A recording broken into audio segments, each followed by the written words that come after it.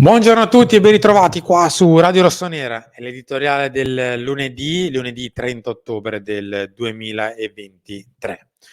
Un editoriale che arriva dopo il 2-2 di Napoli, un 2-2 dove il Milan si è fatto rimontare due volte, cioè, o meglio, una volta dopo il 2-0 iniziale. E quindi, insomma, la questione è sempre la stessa quando succedono queste cose, cioè quella del bicchiere mezzo pieno, mezzo vuoto. Tra poco ne parliamo. Facciamo così, vi faccio già anche vedere quelli che sono gli argomenti di questo editoriale, ovvero partiremo appunto con l'analisi di Napoli-Milan, gli infortuni, perché come al solito ci ritroviamo in questo periodo a doverne parlare. Io credo di averlo detto almeno una decina di volte in settembre, inizio di ottobre, che non ne volevo parlare quest'anno, però sarebbe nascondere la testa sotto la sabbia e io non lo voglio fare come invece fa qualcun altro. Le reazioni dei big che invece vanno un po' lette e considerate, soprattutto alla luce di quello che viene detto e da chi le dice, anche per il loro peso in squadra. Andiamo subito col primo punto. Come al solito, io poi ho visto che c'è qualcuno che dice anche che non è giusto chiedere like o chiedere iscrizione al canale, viene da sé. Avete ragione, è una cosa che infastidirebbe anche me, però ragazzi, noi tra virgolette ci viviamo anche di questo, quindi se avete la bontà, la voglia o semplicemente anche la ritorsione di non voler mettere il like dopo che ve l'ho chiesto, siete liberi di fare quello che volete. Insomma, il like è a vostra disposizione, così come l'iscrizione al canale, che ci danno entrambe una grande mano. Detto ciò, Napoli-Milan. Ora, sarei disonesto con me stesso nel non ammettere che il primo tempo del Milan è stato per me il miglior primo tempo della stagione, e in linea di massima dirò anche in generale i migliori 45 minuti in generale della stagione. Quindi compresi anche i secondi tempi, come ad esempio quello della Lazio. È stato veramente un buon Milan, ben messo in campo, che ha rischiato in una circostanza sola, quella rasoiata di Kvaratskhelia dove non è arrivato Politano col destro a chiudere in porta, o meglio, ci è arrivato ma ci è arrivato male. Per il resto il Milan ha creato tantissimo, ha fatto 2 gol, ne poteva fare almeno altrettanti. Qui sì, qualche scelta del singolo non ha funzionato, qualche scelta di Rafa, qualche scelta di Tijani, qualche scelta di Teo, qualcosa non ha funzionato sotto porta o nell'ultimo passaggio. E sarei, come detto, disonesto con me stesso a non ammettere che in effetti è stato ben preparato e siamo stati anche un pochino più equilibrati rispetto al solito. Quindi se c'è stato anche un mezzo accorgimento, cioè che è stata fatta sì una pressione alta ma non altissima, come detto, dovrei dire quello che in realtà non penso, quindi magari sbaglio. Ho visto un buon primo tempo, un buonissimo primo tempo. Poi ho visto una ripresa purtroppo in controtendenza con il primo tempo, cioè dopo un primo tempo dove il Milan sembrava, soprattutto dopo i 2 gol, ben rinfrancato anche, quindi anche pieno di consapevolezza di quello che stava proponendo, e che quindi quello che stava proponendo pensavano i giocatori potesse essere la cosa giusta e lo mettevano in pratica anche bene. Nel secondo tempo invece è successo esattamente il contrario, soprattutto dopo i primi attacchi del Napoli ho visto una squadra che aveva perso in sicurezza, aveva perso il regista offensivo, perché alla fine quello del primo tempo, il lavoro che ha fatto Pulisic è stato questo, ha fatto realmente il regista offensivo, non ha sbagliato una singola giocata Christian Pulisic, soprattutto di concetto, ancora prima che con i piedi, ogni singola giocata è stata pensata e fatta nel modo giusto, poi è stata anche eseguita nel modo corretto. E l'abbiamo perso per infortunio e tra poco ne parliamo.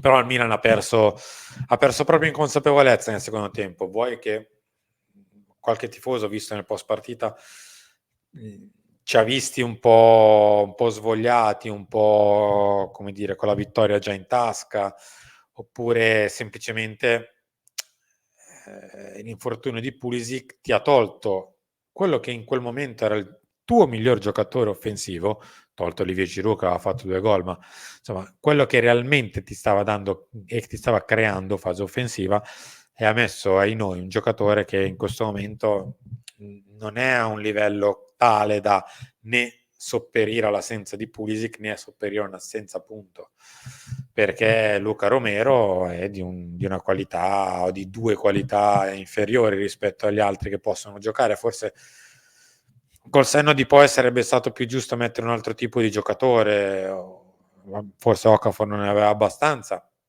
infortunio anche questo, quindi quando si dice che gli infortuni non pesano e non incidono, io non so che sport si veda. Forse sarebbe stato più giusto magari far giocare Adli, quindi con qualcuno spostato davanti, non so. È stata una situazione un po' complicata e sicuramente il Milan ha perso un giocatore, già l'aveva perso con Kalulu, con Marco Pellegrino, anche lui un paio di categorie sotto rispetto a quelli che sono gli standard di una partita di alto livello di Serie A, e ha pagato dazio anche e soprattutto nel gol preso. Detto ciò, però mi sembra anche giusto aprire le 2 parentesi principali, cioè scusate, questo prima. Gli infortuni, siamo già a quota 29 gare saltate in complessivo dai giocatori del Milan. Siamo già a non so quanti infortuni muscolari, credo siamo andati soprattutto in questo ottobre, abbiamo raggiunto la doppia cifra. Io non so cosa si voglia fare quest'anno, se anche quest'anno vogliamo nascondere la testa sotto la sabbia e dire è un momento, passerà, ce li hanno tutti, oppure appellarci a quelle 1000 scuse che sono state tirate fuori una dopo l'altra, anno dopo anno. L'anno successivo poi di quella scusa non c'era più traccia, cosa che stava a certificare che era solo e soltanto una scusa momentanea. Quindi no ai campi di Milanello, no il fatto che la rosa sia cosiddetta injury prone, con tanti giocatori predisposti all'infortunio, perché ad esempio dall'altra parte del naviglio c'è una rosa che è nettamente con un'età media più alta, eppure non succede tutto questo. C'è una questione legata a quei cattivoni dei medici delle nazionali straniere che ci infortunano i giocatori. E invece quest'anno soltanto un giocatore, mentre era con la propria nazionale, si è fatto male. Soltanto Chukwueze con la Nigeria si è fatto male mentre era con la propria nazionale.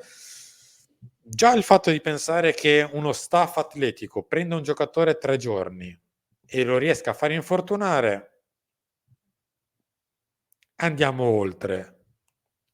Quest'anno neanche questo c'è, perché nella sfortuna degli infortuni è anche la sfortuna che non si può usare questa scusa. Quindi delle 2 l'una, o siamo, come detto, in una casualità incredibile, cioè che sempre nel mese di ottobre-novembre, da 4 anni a questa parte, ricadiamo nell'emergenza infortuni, oppure c'è qualcosa che non va. Siccome nessuno di noi che è fuori dai cancelli di Milanello lo può sapere, e c'è gente invece che dentro i cancelli di Milanello va, lavora, e però purtroppo da 4 anni a questa parte cadiamo in questa emergenza infortuni, allora della storia che si fanno male tutte, l'abbiamo dimostrato negli ultimi 2 anni con l'analisi infortuni, non è vero, non è assolutamente vero. Ci sono altre squadre che ogni tanto hanno sì dei picchi di infortuni, come succede anche noi, ma nessuna di queste squadre per 4 anni consecutivi ha avuto questa emergenza. Alcune volte ce l'ha la Roma, alcune volte ce l'ha avuta la Juventus, la Lazio da quando c'è Sarri non ce l'ha più, non sarà un caso forse. L'Inter è infortunio esente praticamente. Io mi fermo qua, visto che non posso sapere il perché e non voglio dire il perché, anche perché non lo so. Come abbiamo detto nelle scorse emergenze infortuni, e probabilmente ci toccherà fare la terza quest'anno, nelle scorse analisi abbiamo semplicemente riportato i numeri, i fatti. e ancora una volta i fatti parlano. Siamo ben oltre la doppia cifra con gli infortuni muscolari e siamo quasi a quota 30 gare saltate, monte totale di gare saltate da giocatori infortunati solo per problemi muscolari. Ora, evidentemente andrà bene così. Non so come chiudere la vicenda, però dire che non impattano, no, perché Okafor non può giocare tutta la partita, perché Kier si fa male addirittura prima e si è costretto a giocare con Kalulu, che Pioli dice che non avrebbe dovuto giocare perché già non stava bene. Gioca e si fa male, entra Pellegrino che è un giocatore che non ha mai fatto un minuto, nel mentre deve giocare Krunic che non sta bene, ma perché Krunic gioca al posto di Adli, e nel mentre Reinders fa percorso netto perché non c'è uno straccio di alternativa che gli possa far rifiatare il fiato, e lo vediamo nelle ultime 3 partite, la qualità di Reinders si è inabissata, al netto che quel gol lì va fatto, punto. Poi il resto della partita è atleticamente mediocre.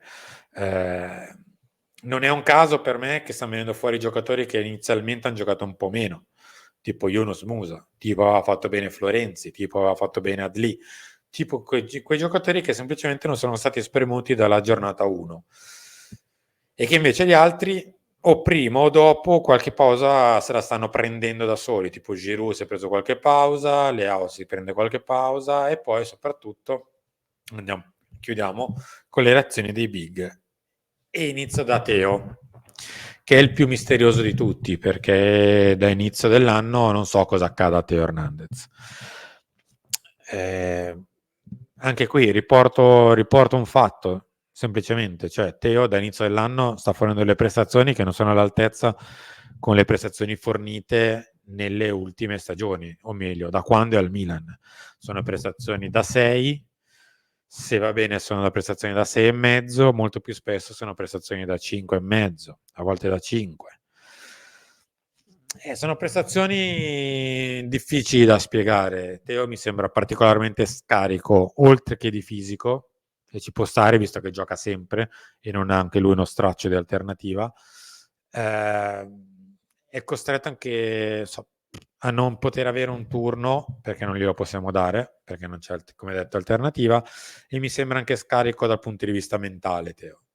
A me sembra proprio scarico dal punto di vista mentale, poi non so cosa ne pensiate voi, potete scriverlo tranquillamente nei commenti, però al di là di questa reazione di campo di Teo, io mi volevo soffermare su 2 reazioni che hanno avuto i giocatori del Milan, e sono 2 reazioni non di pancia, non ci facciamo il bip tutti i giorni a Milanello per poter giocare partite come questa che ha detto Davide Calabria, poi mal riportate, quello che volete. Ma in realtà quello era il dito, non la luna. Bisognava guardare la luna di quelle dichiarazioni di Davide Calabria, cioè Davide dice dopo la partita con il Paris Saint-Germain: abbiamo accettato l'1 contro 1 a tutto campo, eravamo troppo sbilanciati, abbiamo rischiato. Olivier Giroud stasera dice a un certo punto, dopo il primo gol, non sapevamo se dover difendere o attaccare. Sono, diciamo così, parole che vanno a toccare il campo tattico di una partita, non morale, non tecnico, ma tattico. Sono entrambi 2 dichiarazioni, 2 leader della squadra che andrebbero ascoltate, non derubricate a ma sì, sono esternazioni di pancia del dopo partita. Perché io non l'avevo mai vista negli ultimi 4-5 anni dichiarazioni dei singoli così, dritte, su questioni tattiche. Così che non ho in realtà visto nemmeno Olivier Giroud che smatta per una sostituzione, ma quello, come detto, lo posso anche derubricare a uno sfogo. Poi, se qualcuno ci vuole vedere qualcosa in più, non possiamo fare il processo alle intenzioni. Oli nel post gara ha detto che è stata semplicemente una reazione di pancia, non ce l'aveva con nessuno e capita, e va bene.